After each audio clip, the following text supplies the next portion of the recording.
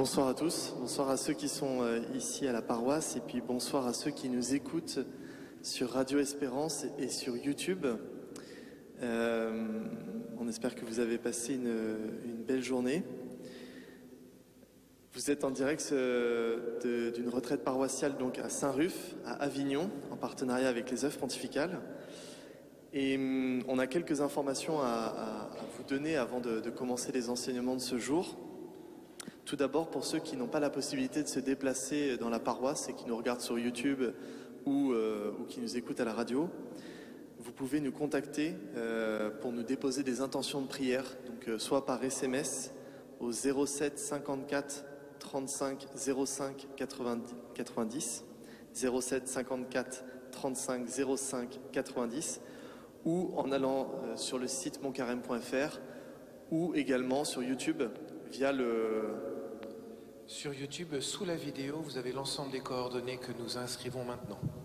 Super, voilà, l'ensemble des coordonnées seront indiquées sous la vidéo et vous pouvez directement déposer des intentions, si c'est pas trop personnel, sous les commentaires YouTube et poser également vos questions par téléphone, par mail. Comme ça, on peut interagir et on est vraiment avec vous. On voudrait également vous donner quelques informations par rapport aux box. On a reçu des messages de personnes qui n'ont pas encore reçu les box. Malheureusement, il y a eu un problème de poste. On les a envoyés il y a plus d'une semaine. On ne sait pas ce qui s'est passé et donc vous êtes plusieurs à ne pas avoir encore reçu vos box. Donc normalement, ça devrait arriver. Mais là, c'est un problème qui nous échappe un peu. Donc, ce matin, pour revenir aux enseignements, reprendre le fil, ce matin, je vous avais parlé de la question du martyr. Donc dans cette histoire de la bienheureuse Pauline Jaricot, donc qui va être béatifiée le 22 mai 2022. Et ce soir, j'aimerais vous parler un petit peu plus effectivement du martyr que elle a vécu.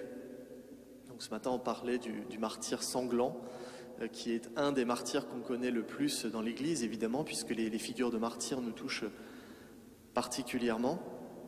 Et touchait particulièrement Pauline Jaricot, mais elle a vécu un type de martyr particulier auquel finalement nous sommes un peu tous appelés. Déjà, martyr, ça veut dire quoi? Ça veut dire témoin. C'est-à-dire que nous sommes tous appelés finalement à témoigner. Et le martyr, c'est le témoin suprême parce qu'il témoigne du Christ même au cœur de la violence, au cœur des injures, au cœur de ce qu'on va lui faire subir. Et Pauline Jaricot comprend petit à petit, elle désire ce martyr. Le Seigneur va lui proposer même, « Veux-tu mourir pour moi ?» Et elle va répondre oui de tout son cœur, puisque elle souhaite vraiment donner toute sa vie au Seigneur. Mais elle est morte à 62 ans. Évidemment, et puis elle est morte dans son lit, plutôt âgée, enfin voilà. Donc, et en fait, elle va comprendre dans sa prière petit à petit, voyant le temps défiler, elle s'est dit bon, ça vient pas. Elle va comprendre petit à petit que le Seigneur l'appelle à un type de martyr autre. Et elle comprend également que le martyr auquel le Seigneur l'appelle n'est pas forcément le plus facile. Donc elle écrit « Il est plus aisé de se sacrifier d'un seul coup que de s'immoler en détail jour par jour, heure par heure, durant toute sa vie. Il faut mourir tous les jours pour faire vivre Jésus en soi et dans les âmes, le glaive dans le cœur. » Alors ce qu'on comprend avec la vie de Pauline Jaricot, c'est que l'Église propose un peu deux types de martyrs finalement. Ce martyr sanglant dont on a parlé ce matin, et puis le martyr du quotidien, qui n'est pas forcément, dur, culpabilisant, etc., mais qui est juste ce petit martyr auquel tous les jours on s'engage devant le Seigneur à renoncer à toutes les choses qui nous empêchent de nous laisser pleinement aimer par lui et de l'aimer pleinement en retour. Ça fait un petit peu référence à la phrase de saint Paul dans la lettre aux Colossiens, quand il écrit « Je me réjouis maintenant dans mes souffrances pour vous, et ce qui manque aux souffrances du chef en ma chair, par son corps qui est l'Église. » Alors, ce qui manque aux souffrances du Christ, un peu étonnant comme comme expression, parce que finalement, du côté du Christ, il ne manque rien à la passion. Tout est accompli, nous dit-il sur la croix. Donc il ne manque rien aux souffrances du Christ, tout est déjà fait. Mais ce qu'on comprend avec la vie de Pauline Jaricot, et puis en méditant un peu cette parole de Saint Paul, c'est qu'il ne manque rien du côté du Christ, mais en quelque sorte, il manque tout de notre côté. C'est-à-dire qu'il manque notre cheminement personnel, notre conversion. Et c'est pour ça d'ailleurs aussi qu'on refait chaque vendredi le chemin de croix. C'est pas vraiment pour le Christ qu'on le fait, mais c'est plutôt pour nous rappeler, nous, ce que le Christ a fait pour nous, pour que nous puissions vivre ce chemin-là de conversion avec lui. Donc c'est dans ce cheminement-là que la bienheureuse Pauline a vécu, c'est-à-dire qu'elle comprend petit à petit qu'effectivement elle ne va pas mourir martyre comme elle l'entendait, comme les missionnaires qu'elle voyait partir, ou comme Sainte Blandine dans les arènes, mais que le Seigneur lui demande tous les jours de travailler sur elle et de renoncer à ses penchants mauvais qui l'empêchaient d'atteindre le Seigneur. Et pour cela, elle va chaque jour se nourrir de l'Eucharistie, c'est-à-dire se nourrir concrètement, mais également vivre de l'adoration. Quand elle donne des conseils spirituels, elle dit souvent « Tout ce que j'ai appris, je l'ai appris au pied du tabernacle ». Et donc, pour pouvoir combattre en elle tout ce que le Seigneur souhaite qu'elle combatte pour pouvoir arriver au ciel et devenir sainte, eh bien, elle passe du temps tous les jours devant le Saint-Sacrement, duquel elle apprend l'humilité, le silence, le retrait. Elle va puiser dans l'Eucharistie et également dans la prière du Rosaire, qui est la deuxième œuvre de Pauline Jaricot. Donc vous voyez ce petit cheminement-là auquel le Seigneur l'a appelé, ce martyr au long cours, ce martyr du quotidien. Eh bien, elle va le travailler au travers de deux choses principales. Et ça, c'est vraiment important de le retenir dans sa spiritualité, parce que c'est ce qu'il y a de fondamental chez Pauline Jaricot, au-delà de ses œuvres sociales, au-delà des choses visibles qu'elle a pu accomplir dans le monde. C'est vraiment ça le cœur de sa vie, c'est chaque jour, elle va passer du temps au pied du tabernacle, là où le Seigneur est présent, vivant. Et puis, elle va prier la Sainte Vierge, comme une forme d'imitation pour pouvoir la suivre au quotidien. Donc ce soir, le Père Baudouin va vous parler de la mort, de ce passage de la vie à la mort. Et bien finalement, avec ce que je viens de vous partager là sur Pauline Jaricot, on voit vraiment que cette préparation-là, ce désir qu'elle avait de mourir martyre, elle l'a eu très très jeune. Et donc elle s'est préparée toute sa vie à ce grand moment-là. C'est-à-dire que ce n'est pas simplement un moment qui va arriver, on ne sait pas, dans quelques années. Il y a vraiment une disposition du cœur où on se dit, ben voilà, cette vie est belle, elle nous est offerte, et elle nous est offerte pour pouvoir vivre ce temps de conversion à la suite du Christ. Donc nous pouvons confier cette intention à la bienheureuse Pauline Jaricot, qu'elle nous aide à entrer dans cette démarche de transformation de nos cœurs à la suite du Christ. Et je passe la parole au Père Baudouin pour la suite de l'enseignement.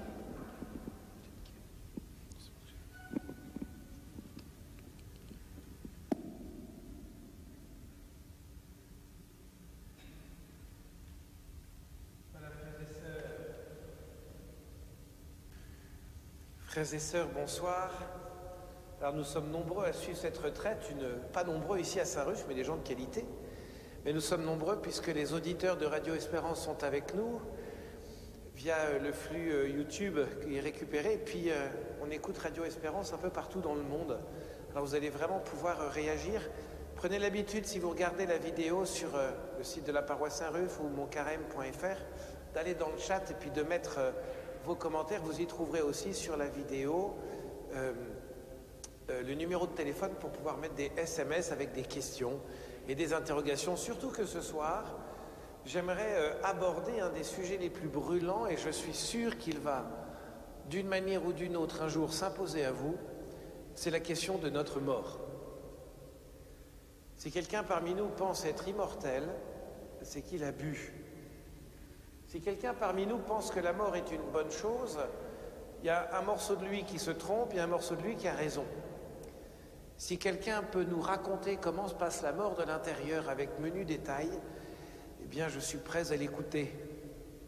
J'aimerais, si vous voulez bien, vous parler de la mort ce soir, mais vous en parler avec une véritable espérance et souvent j'aime bien prendre les sujets en les prenant pas d'abord d'une manière biblique ou catholique ou chrétienne, mais en abordant le sujet d'abord d'une manière humaine, philosophique.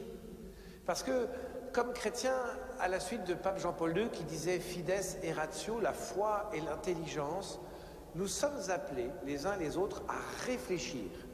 Contrairement aux animaux, prenez mon chat par exemple, il s'appelle Capitaine. Capitaine ne réfléchit pas. Capitaine ressent des choses. Mais nous sommes appelés à réfléchir. Nous ne sommes pas des animaux. Et alors imaginez que sur la question de la mort, en cet instant, le fait qu'on aborde le sujet vous mette dans une angoisse importante, dans un côté malaisant. Vous n'êtes pas bien parce que la mort, ouïouïouï. Eh bien, permettez-moi de vous dire, ça, ce sont vos sentiments et vos ressentis qui sont absolument respectables. Mais j'aimerais, si vous voulez, que nous puissions aborder cette question en prenant nos sentiments et nos ressentis qui sont liés à nos histoires, à nos blessures, et que nous les déposions devant l'autel, éventuellement à côté de vous. Pourquoi c'est important de le faire? Il y a quelque temps, j'entendais une personne me dire, c'est rigolo parce que la Providence fait bien les choses, au sujet de la mort, il y a quelque temps, quelqu'un me disait, moi je ne vais pas dans les églises, et j'y suis très mal à l'aise parce qu'à chaque fois que je vais à l'église, c'est pour enterrer quelqu'un. Et donc pour eux, église égale mort. C'est vrai que... Donc l'idée qu'on parle de la mort dans une église, pour eux c'est compliqué. Alors prenez toutes vos histoires, prenez tout ce que vous avez mal vécu, l'image de votre grand-mère qui était sur son lit et que les gens venaient embrasser alors qu'elle était morte, prenez les morts tragiques que vous avez vécues, prenez-les dans les mains, n'ayez pas peur, ça fait partie de notre vie, et déposez-les au pied de l'autel où vous êtes, déposez-les spirituellement devant le Seigneur, en disant « Seigneur, on va réfléchir et on va recevoir ». Pour ne pas être juste dans notre ressenti, aussi fort soit-il, hein. Respectez-le, écoutez-le, mais mettez-le à sa juste place. Alors pour vous parler de la mort, puisque c'est un sujet qui nous concerne tous humainement, nous allons nous plonger dans les ancêtres, les anciens, les Grecs, les philosophes, ceux qui réfléchissaient bien avant l'ère chrétienne aux grands sujets, aux grandes réflexions. Rassurez-vous, ça ne volera pas très haut, parce que finalement, le sujet n'est pas parfaitement compliqué. Et je vais vous parler à partir d'un philosophe que j'affectionne particulièrement, qui s'appelle Aristote.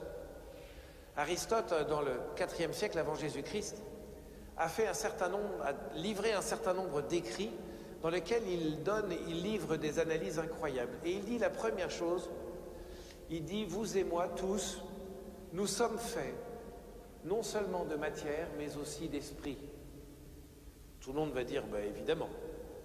Mais quand on pose la question aux uns et aux autres, d'où vient l'esprit en l'homme? D'où vient la capacité de créer, la capacité d'aimer, la capacité de pardonner, de se réjouir, de s'esbaudir, de faire de l'humour, d'être intelligent?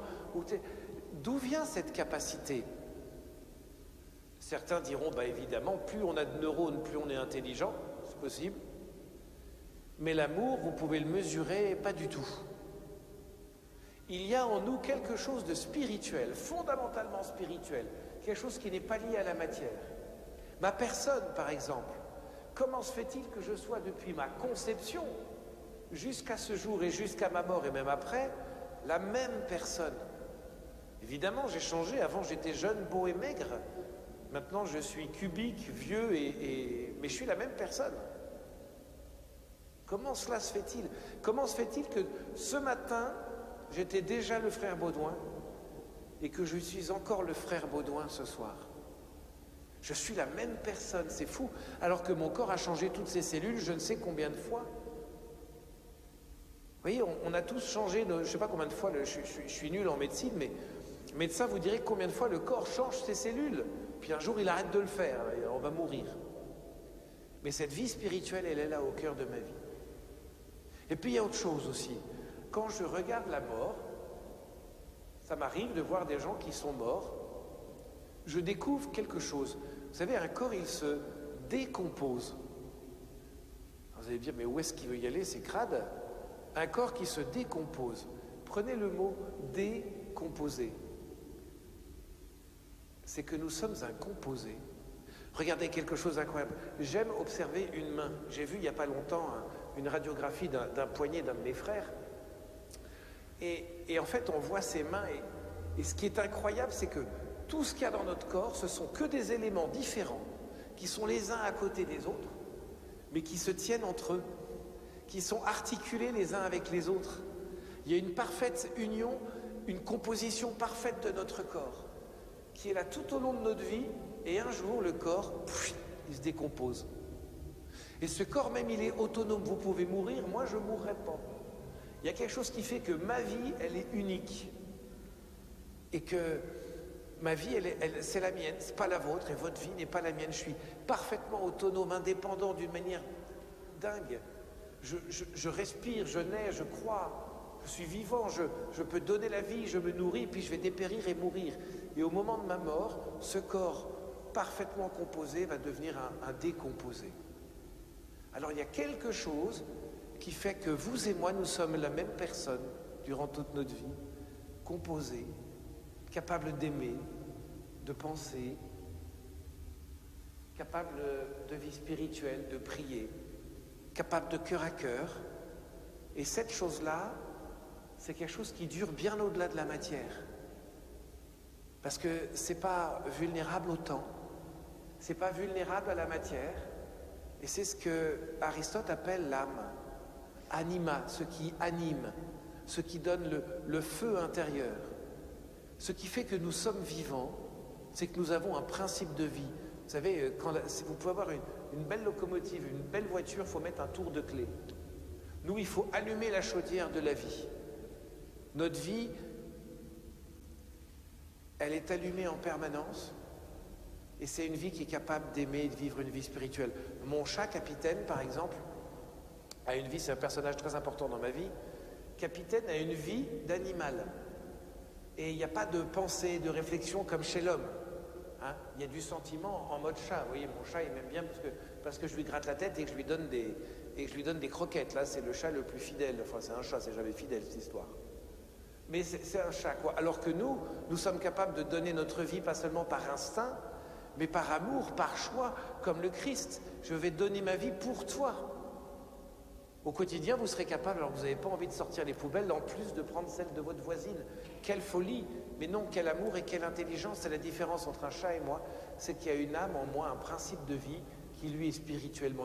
Mon chat, il a une âme naturelle, sensible, comme tous les animaux. C'est la nature qui la lui a donnée. Et c'est vrai que nous pourrions être, nous aussi, des animaux.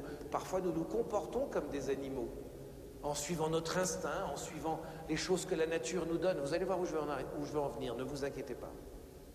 Mais heureusement, au lieu d'aller dans l'ordre de la nature, il y a quelque chose qui nous dit « hop, hop, hop, hop, hop, hop, hop, calme-toi ». Vous imaginez si nous n'avions aucune limite à l'ensemble de nos réflexes, à l'ensemble de ce qui est ancré dans notre nature, à nos instincts? Ce serait terrible. Nous aurions, mesdames, souvent des regards incroyablement horribles. Nous aurions un rapport à la nourriture tout à fait désordonné. Bon, c'est l'hôpital qui se moque de la charité parfois quand je dis ça. Mais non, nous avons une vie spirituelle qui est d'abord fondée sur l'intelligence et sur la volonté. Et notre principe de vie humaine, cette vie-là, nous explique le philosophe Aristote, c'est ce qu'on appelle anima, ça anime notre vie, et c'est caractérisé par la vie spirituelle, l'intelligence et la volonté. C'est la capacité de choix, la vraie capacité de choix. Alors certains me répondront, oui, mais quand on a appris un singe à choisir entre ça et ça, instinctivement, il est capable d'apprendre des réflexes. Mais il ne fait pas des vrais choix comme nous. Et ça, ne nous l'enlevons pas. Arrêtons de penser que nous sommes juste des singes améliorés. Nous avons donc un principe de vie que les philosophes appellent âme. C'est dans la tradition religieuse depuis toujours, mais c'est les philosophes qui l'appellent âme. Et il se passe que notre âme, si elle est spirituelle, elle ne peut pas venir de la matière. On n'a jamais vu une matière devenir spirituelle naturellement comme ça. Un champignon se mettre à parler. Mon chat dire, s'il te plaît, aime-moi plus. Respecte-moi et change mes croquettes. Ça ne marche pas. Il ne peut pas devenir spirituel. Il y a quelque chose qui fait que quand nos parents nous ont donné un corps, quand ils nous ont conçus, il y a un corps qui nous a été donné, mais ce corps est devenu pleinement vivant de vie spirituelle à un moment donné. C'est quand un créateur nous a donné une âme. Et nous sommes, chaque être vivant, dans cette assemblée et chez vous, un corps et une âme. Qu'on le veuille ou non. Et ce n'est pas la religion qui vous le dit. C'est le bon sens du philosophe, de celui qui réfléchit et qui se dit, mais en fait, nous sommes vraiment ce corps et cette âme. Et je ne connais pas le corps et l'âme séparés. Moi, mon âme et mon corps, ils ne font qu'un.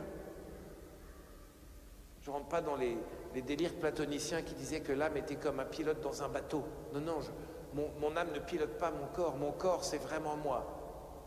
Sinon, ce serait ma main qui... Quand ma main donne une baffe, c'est ma main qui l'a fait, c'est moi qui l'ai fait. C'est pas que ma main. Si ma main donne une gifle sans que je me rende compte, c'est que mon âme n'est pas bien dans mon corps. Alors nous voici avec notre âme.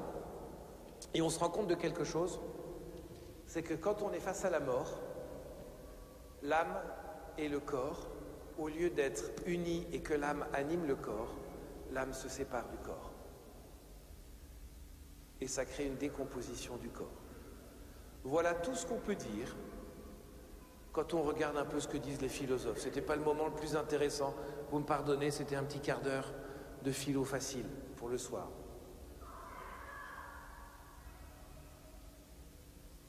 Si quelqu'un peut dire aux enfants d'aller jouer dehors, ce serait génial. Ce serait merveilleux. Merci beaucoup. Oui, dans l'église, il y a un petit peu de bruit, c'est la sortie d'école. C'est la vie. C'est animé, exactement. Il y a une âme, mais tout n'est pas toujours bien ordonné. Mais c'est le principe de la vie. Alors l'expérience de la mort est une expérience à laquelle nous allons tous être confrontés. La séparation de notre âme et de notre corps. Et nos amis, ceux que nous aimons, ceux qui sont nos proches, souvent plus âgés que nous, vont partir avant nous. Et quelle douleur d'être séparés des autres. Quelle douleur d'être séparés des autres. La mort est entrée dans le monde à cause du péché. Il n'y a pas de mort naturelle et bonne. Et Dieu ne veut la mort de personne. Dieu n'a jamais voulu que qui que ce soit meure. Nous apprenons dans la Bible que quand les premiers de l'humanité, qu'ils s'appellent Adam, Ève ou autrement, ce n'est pas la question, les premiers de l'humanité, alors qu'ils étaient vivants pour toujours auprès de Dieu, quand ils ont dit « nous allons choisir nous-mêmes notre destinée », se sont éloignés de Dieu et Dieu qui leur garantissait justement cette vie éternelle pleinement unie est rentré la désunion dans la nature, le déséquilibre en toutes choses et la mort est arrivée avec la maladie. La mort est le fruit du péché. La mort est un mal et nul ne peut dire la mort est un bien. Et la mort est quelque chose d'absolument terrible. Comme s'il y avait une injustice fondamentale qui nous était faite. Nous avons toute une vie pour construire quelque chose qui de toute façon un de ces jours va s'arrêter. C'est ce que disent certains, ce qui font que pour eux, comme il y a la mort, il ne peut pas y avoir de Dieu. Comme il y a la tristesse liée à la mort, l'existence de Dieu est impossible, inhumaine, anormale, anarchique. Et je les comprends tellement. Et je les comprends tellement. Pour votre information, sachez que devant cette mort, Dieu n'est pas venu la supprimer. Mais il est venu faire quelque chose de bien pire. Il est venu l'habiter. Lui, de sa dignité divine, est venu habiter l'humanité jusque dans son corps, en acceptant de mourir, alors qu'il ne l'avait pas mérité, qu'il n'était coupable de rien. Il a accepté de faire le passage par la mort. Et pour votre information, quand la dignité de Dieu, la plénitude d'amour, la toute-puissance créatrice de l'univers, la toute-puissance de l'amour de Dieu vient vivre la mort, Dieu écrase la mort et Dieu vainc la mort, du verbe vaincre. La mort ne peut pas résister à l'amour de Dieu, à notre amour sans problème, mais à l'amour de Dieu, elle ne peut pas. Et si le Christ n'était pas venu pour vivre la mort serait pour nous la source d'un désespoir complet, total. Mais revenons à notre âme. Dans tous les films américains, vous avez certainement entendu cette phrase. Dieu a rappelé à lui Cindy et Jonathan. Comme si Dieu s'était baladé dans l'assemblée et disait « Bon alors, ce soir, Cathy, ma sœur, je ne sais pas qui, je vais tirer au sort, qui va claquer ce soir ?» Jamais. Jamais. Si vous avez ces pensées-là, sachez que vous vous trompez. On vous rappelle que Dieu ne veut la mort de personne. Il l'a écrit, il l'a dit 10 fois. Il y a eu des morts dans la Bible, je vais répondre à la question qui sera peut-être posée. Vous savez, quand il y a des gens qui meurent, c'est pas parce que Dieu a agi, c'est parce que Dieu n'a pas pu agir contre le mal qui a le pouvoir qu'on lui laisse quand on ne laisse pas Dieu agir. Je vous le refais. Si vous voulez que Dieu agisse, qu'il n'y ait plus de tsunami, de guerre, etc., il faut que nous fassions ce qu'il faut pour que Dieu puisse agir.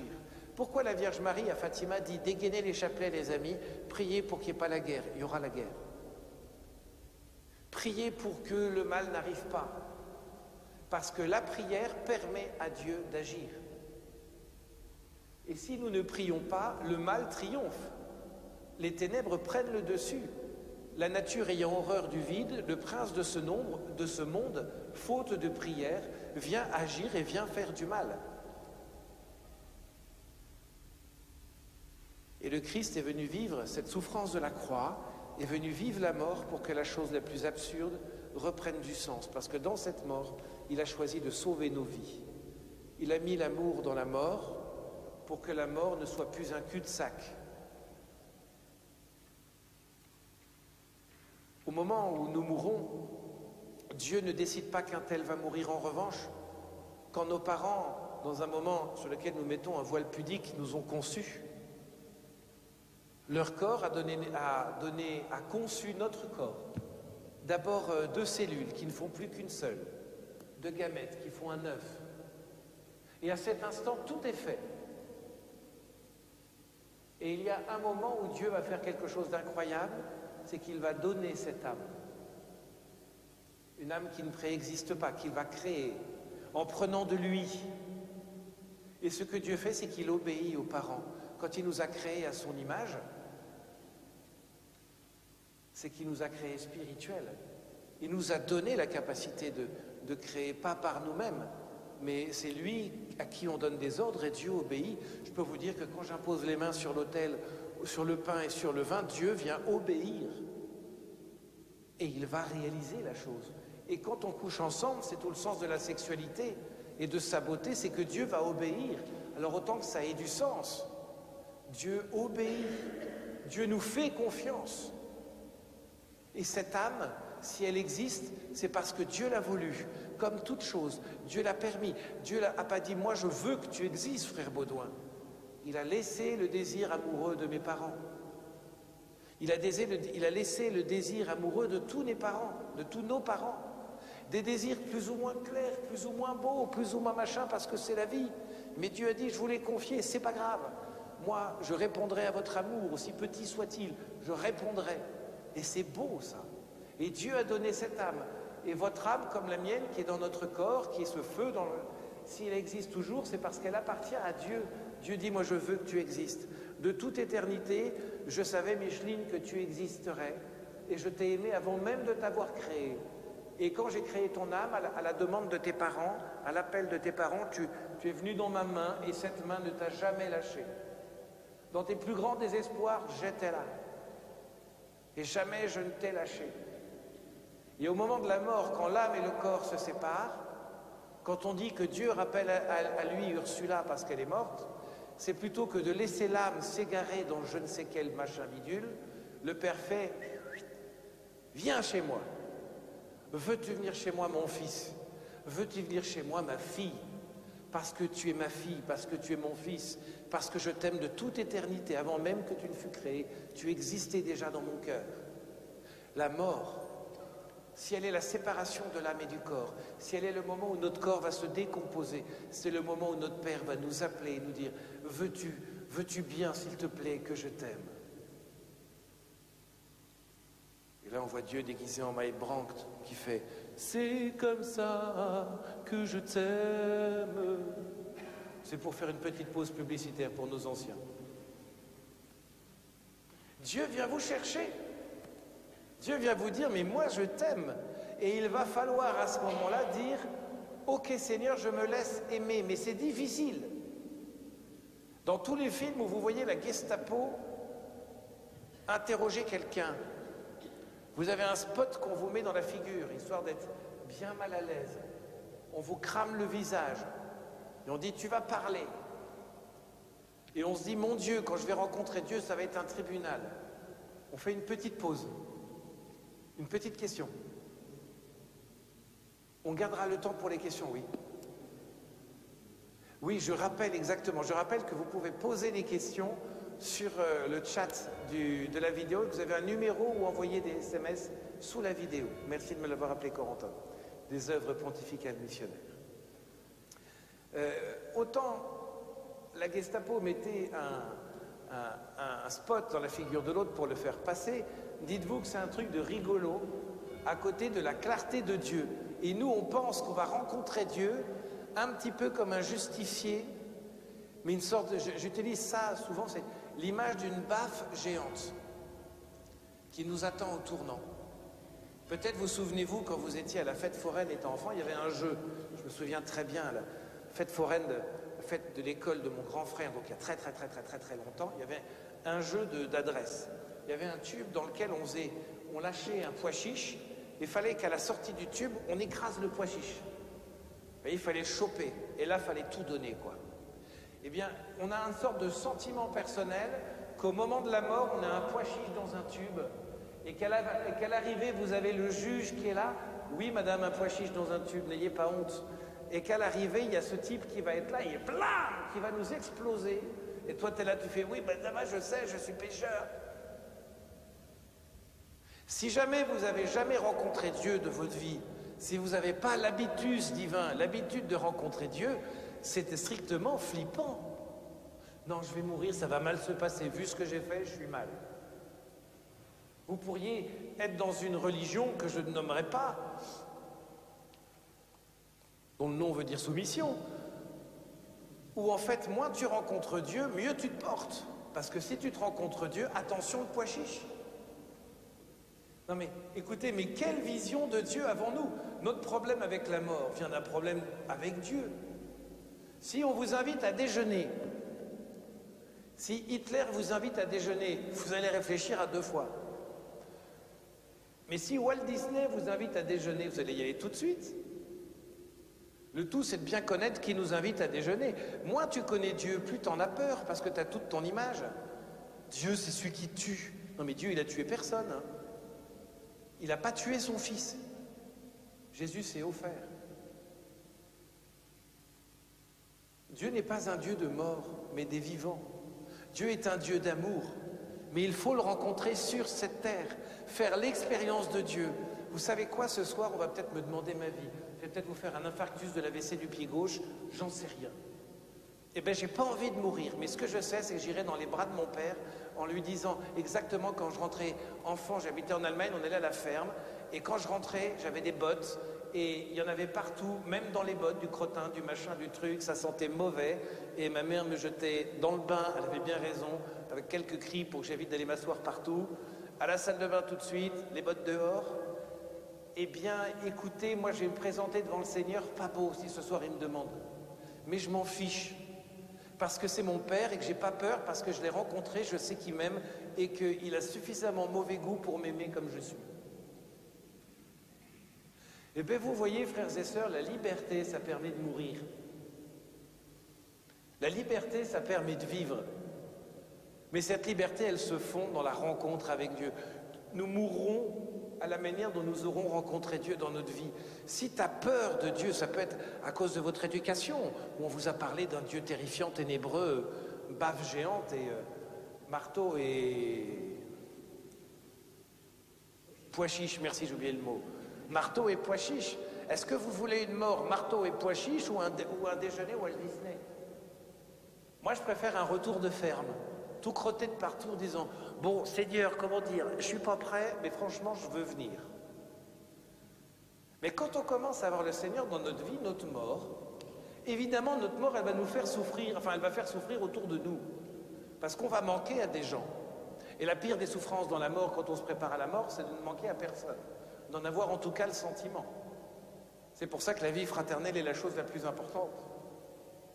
Et j'en profite pour balancer un petit caillou dans les mentalités provençales, pas je jette le caillou. Il y a des gens qu'on voit disparaître de la paroisse, mais c'est aussi dans les autres. Tout à coup, on n'entend plus parler d'eux. En fait, ils sont malades, ils ont un cancer, ils meurent et personne ne le savait. Et quand on te dit, mais où est-ce qu'elle est, Madame Machin? Ça fait 25 ans que je la connais, je ne l'ai jamais vue comme ça. Hein. Et vous avez son numéro? Non. Et là, il y a quelque chose qu'il faut qu'on vive. Je pense qu'on rendra des comptes sur la manière dont nous avons accompagné nos anciens dans la mort. Et je suis le premier à devoir rendre des comptes de cela. Mais fermons la parenthèse. Notre mort, donc, au moment où notre corps et notre âme se séparent, Dieu appelle notre âme, se retrouve devant elle, enfin l'âme se retrouve devant Dieu, et là, il va falloir qu'on fasse quelque chose d'héroïque. Il va falloir, écoutez bien, se laisser aimer. Aïe, aïe, aïe, aïe, aïe. N'oublions pas que nous avons ce spot d'amour. Quand on est face à Dieu, on se voit tel que Dieu nous voit. Et d'abord, on a peur, puis on se dit, mon Dieu, que d'amour, que de tâches chez moi. Quand le peintre, il vient pour prendre un café à la maison, quand vous allez récupérer votre bagnole, enfin avant, quand on allait dans des vrais garages, où le garagiste, il avait du cambouis partout, mais au moins, il savait écouter le moteur.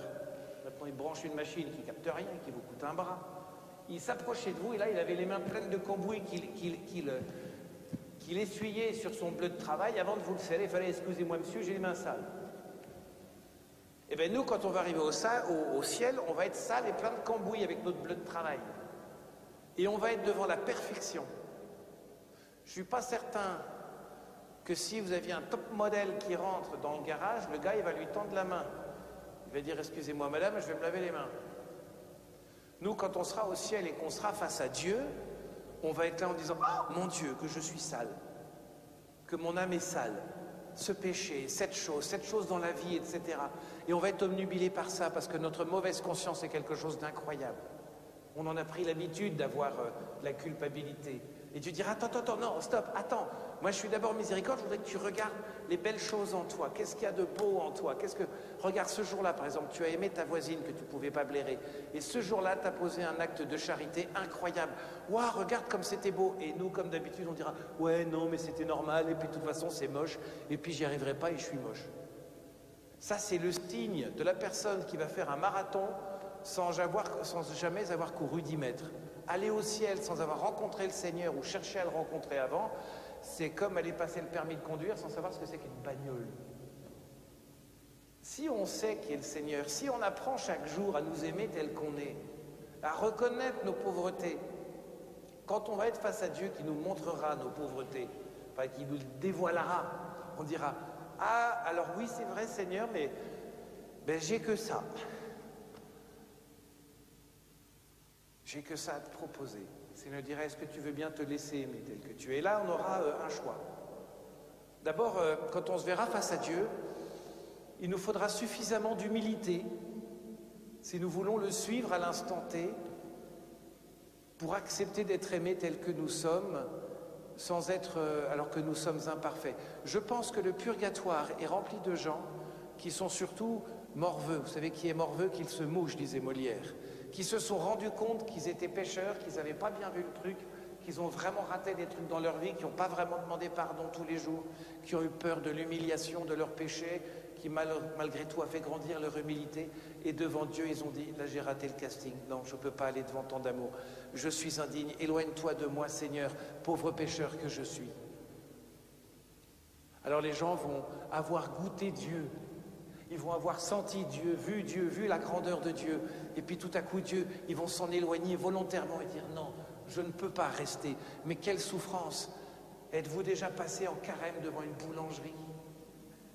J'ai vécu un drame monumental jeudi dernier. J'étais à Paris. Et j'ai décidé pendant le carême d'avoir une vie mystique, suffisamment forte et de manger moins. Et à Paris, il y a un centre international du péché qui s'appelle la pâtisserie La Durée, gare de Lyon, avec des macarons qui vous regardent comme ça, qui disent laisse-moi t'aimer, rien qu'une nuit. Et là, j'étais là, j'ai entamé le combat avec le macaron.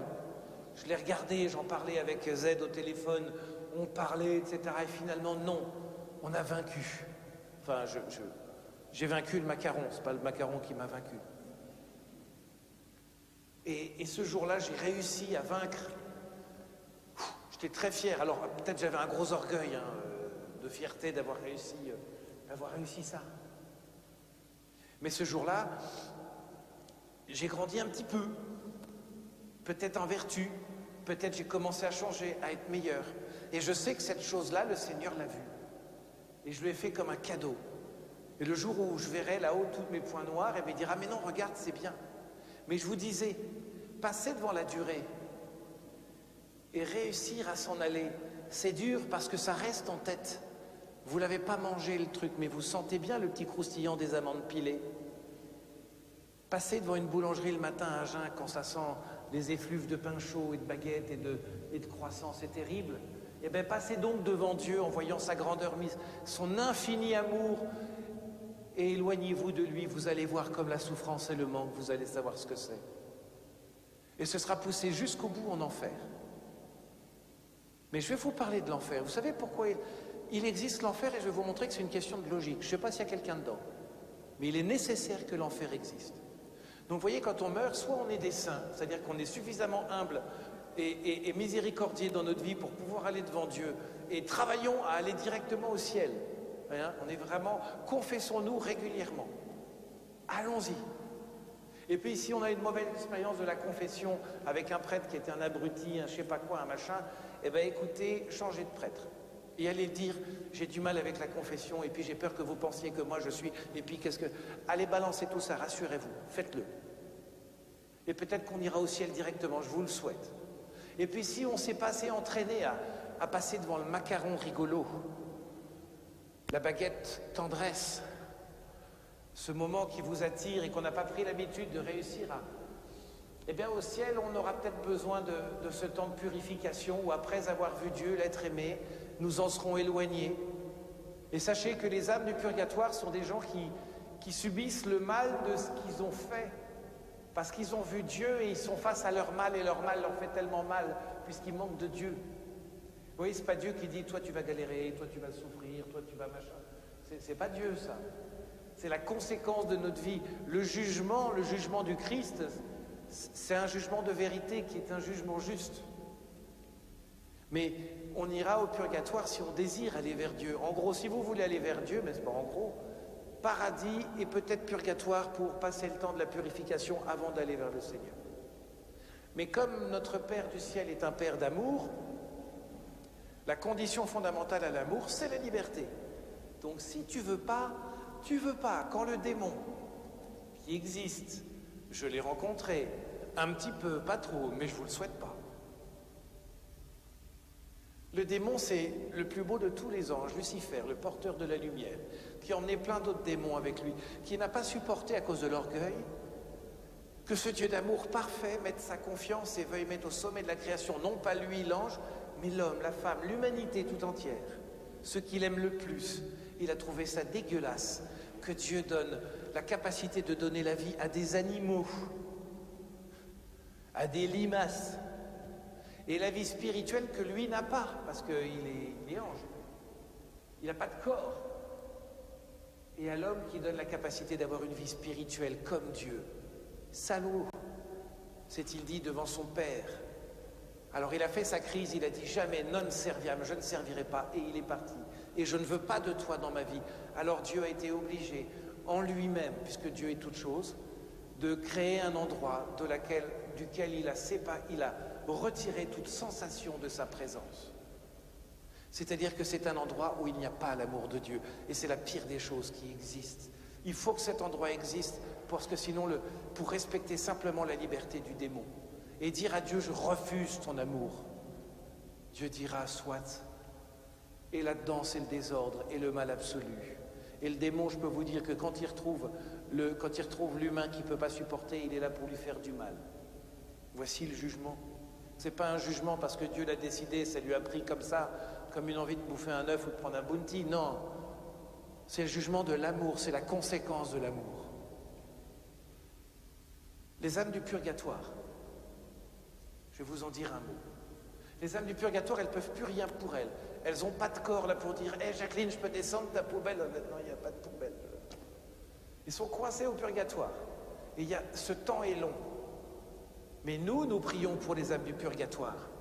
Anne-Catherine Emmerich, qui avait pris l'habitude de prier tous les jours pour les âmes du purgatoire, au moment où elle est en train de mourir, elle est assaillie par le démon qui lui dit « Tu vas crever, tu iras en enfer, t'as vu ton cœur, c'est foutu, c'est horrible. » Elle a vu la porte de sa chambre s'ouvrir, des âmes du purgatoire débarquer et chasser les démons en disant « Dégagez, elle nous a libérés par sa prière. » Et n'oubliez pas, demandez l'intercession dans votre vie des âmes du purgatoire. Toute âme du purgatoire dans sa vie a fait des choses bien, elle a mérité des choses. Eh bien, demandez aux âmes du purgatoire d'offrir leur mérite pour vous, elles attendent que ça. Il faut dire que quand je demande aux âmes du purgatoire de m'aider à régler un problème, ça marche, c'est incroyable. Alors, c'est pas automatique comme les antibiotiques. Les âmes du purgatoire, oui, la blague était nulle, je conçois pardon à ceux qui ont fait une syncope à entendre ça. Mais sauf que quand vous faites intervenir les âmes du purgatoire dans votre vie et que vous priez pour elles, elles peuvent encore du ciel poser un acte d'amour. Vous pouvez les sauver. Et ceux qui sont en enfer, ben vous ne pouvez plus rien pour eux. C'est des gens qui ont vu Dieu, qui ont dit « Ouais, tu brilles, c'est ça? Ouais, ok. Eh bien, tu dégages, je veux pas de toi, je refuse. » Mais comment peut-on faire ça, direz-vous? Eh bien, quand tu as le melon, l'orgueil, et que toute ta vie, tu n'as pas supporté d'avoir tort, de devoir demander pardon, supporter qu'on te corrige, parce que tu n'as pas voulu te corriger, parce que tu n'as pas voulu l'humilité, parce que tu n'as pas voulu avoir besoin d'un sauveur. Alors si tu refuses d'avoir besoin d'un sauveur, c'est pour ça que vous savez, il y a un certain nombre de pratiques humaines que je ne nomme pas, qui sont des fausses religions dans lesquelles l'homme se sauve lui-même, où ce n'est pas Dieu qui est le sauveur. Pourquoi c'est incompatible avec Dieu? Parce que Dieu a donné sa vie pour nous sauver. Alors frères et sœurs, je voudrais vous proposer de changer votre regard sur la mort, d'avoir un regard d'espérance. Mais ne regardez pas la mort, regardez la vie au quotidien avec le Seigneur. La mort sera ce passage où Dieu vous accueillera. Alors vous la désirez quand elle viendra, quel que soit le moment, et vous n'en aurez pas peur. Remplissez votre vie du Seigneur, laissez-le vous transformer, laissez-le vous rencontrer, laissez l'Esprit Saint brûler votre cœur, laissez le Seigneur venir agir. Je sais que vous avez des barrages, qu'il y a des choses comme ça, mais c'est peut-être l'occasion cette semaine pour vivre la confession de votre vie. Choisissez un prêtre qui a Alzheimer s'il faut. Enfin non, ce ne serait pas valide, mais ni un sourd. Mais faites-le, voyez, que le Seigneur vienne vraiment pouvoir habiter tous vos cœurs. J'arrête là pour laisser la place aux questions. Et maintenant, il me reste encore 1 minute avant les questions. 1 demi-minute. Vous voyez, vous parlez de la mort, c'est vous parler de la vie. Nous, quand on parle de la mort, on voit cercueil et catafalque. Moi, je voudrais vous dire, ben oui, mort égale vie, passage de la terre au ciel. Le Christ est mort et ressuscité parce qu'il a fini par détruire la mort.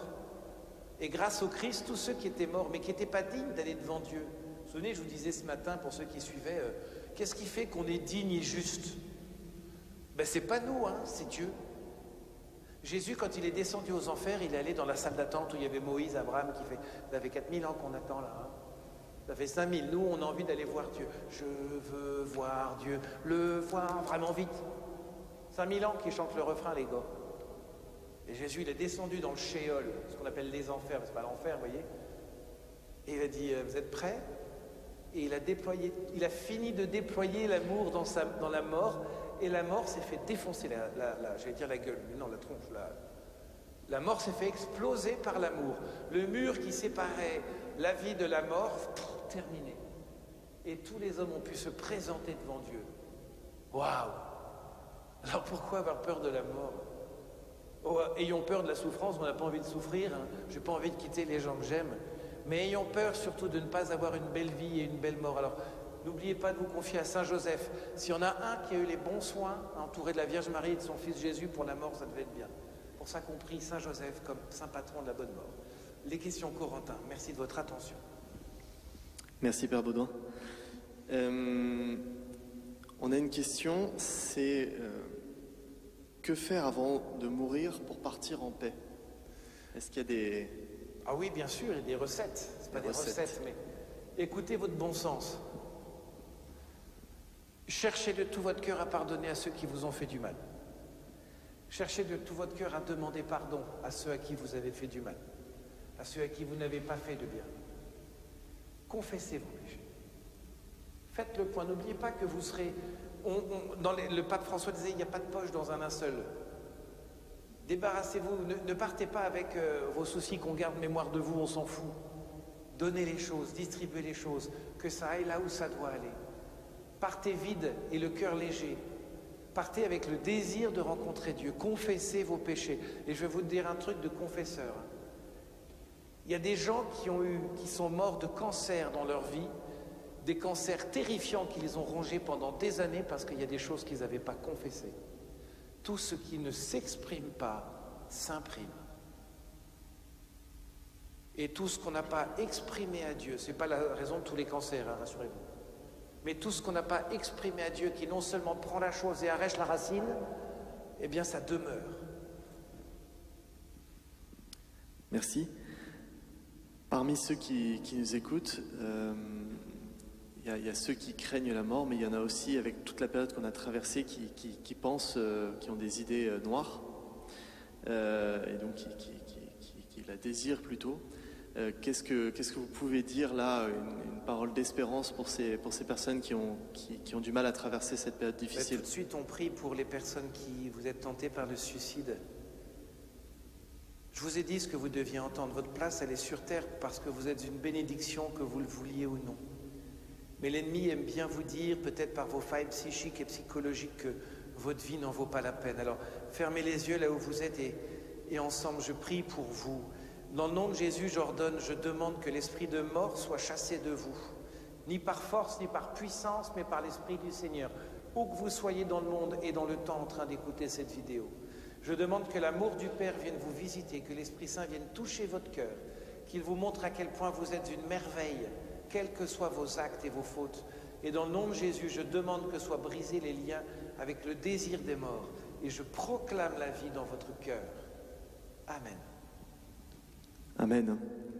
J'en profite pour ajouter pour ceux qui nous regardent sur YouTube et qui nous écoutent sur Radio Espérance que jeudi soir, nous aurons une grande soirée de louanges pour louer le Seigneur. Et vous aurez la possibilité, pour ceux qui le souhaitent, d'avoir la prière des frères par téléphone. Donc n'hésitez pas à nous laisser un SMS, vous avez les contacts. Et donnez surtout des intentions de prière, on priera pendant la veillée pour ça. On n'a pas tous les priants pour le téléphone encore. Et n'hésitez pas à nous laisser des intentions, oui, qu'on peut porter pendant la messe. Il y a une autre question qu'on a de nos auditeurs, c'est pas ma propre mort qui m'angoisse, mais c'est celle des autres, de voir partir les autres. Alors que pouvez-vous dire à ceux qui s'angoissent pour ça ou qui même ont vu partir quelqu'un? Branchez-vous demain matin pour l'enseignement à 9h, puisque ce sera un enseignement sur la communion des saints, le lien entre le ciel et la terre, entre le fait que nous serons ici sur terre nous sommes là avec nos troubles, etc. Puis au ciel, il y a les anges et les saints. Voilà, je crois que c'était la seule question. Donc pour le coup, je répondrai à cette question demain dans l'enseignement en parlant de cette vie surnaturelle que nous sommes appelés à avoir. Mais sachez que c'est normal d'avoir peur. On n'a pas envie que nos parents, nos proches meurent. On n'en a pas envie. Jésus n'en avait pas envie non plus. Ce que je sais, c'est que le Christ étant venu le vivre, en me mettant dans ses mains, en lui demandant de m'accompagner, eh bien j'aurai la grâce de vivre cela. Et je vais avoir la grâce d'avoir plus de vie dans ma vie à ce moment-là. C'est bon pour les questions? Oui, c'est bon. Alors, je profite, puisqu'il me reste 2 minutes, j'ai le droit, ou vous avez des annonces? J'ai quelques annonces, mais allez-y. Faites les annonces et le reste, ce sera pour demain. Non, mais c'est pour demain matin. Je ne sais pas si vous aviez la même idée, mais... Oui, je voudrais dire une dernière chose concernant la question de la mort. La réincarnation, c'est du bidon. C'est comme du boudin, mais en verlan. Notre âme, elle a été créée pour nous. Il n'y a pas d'une âme dans un chat, il n'y a pas une âme dans un criquet, il n'y a pas d'âme dans un serpent. Nous n'allons pas partir être réincarnés si nous avons été plus ou moins dans je ne sais quoi. Non, il n'y a pas de réincarnation parce qu'on est sauvé. Il n'y a pas de réincarnation parce que mon âme, elle est humaine. Elle est faite pour un corps humain. Vous voyez, je ne vais pas me transformer en pissenlit, il n'y a pas la place. Voilà, c'est tout ce que je voulais dire pour ceux qui croient encore à cette bêtise de réincarnation. Non, vous ne serez pas réincarné, vous serez ressuscité. Et ça, c'est tellement mieux. Merci Père Baudouin. Donc